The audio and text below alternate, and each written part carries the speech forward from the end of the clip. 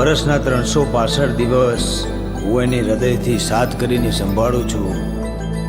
મને વિશ્વાસ છે એક દાડો એ જરૂર સાંભળશે, જરૂર સાંભળશે. હું તો મનામો બોલું ને મઢમો ભળે છે માં.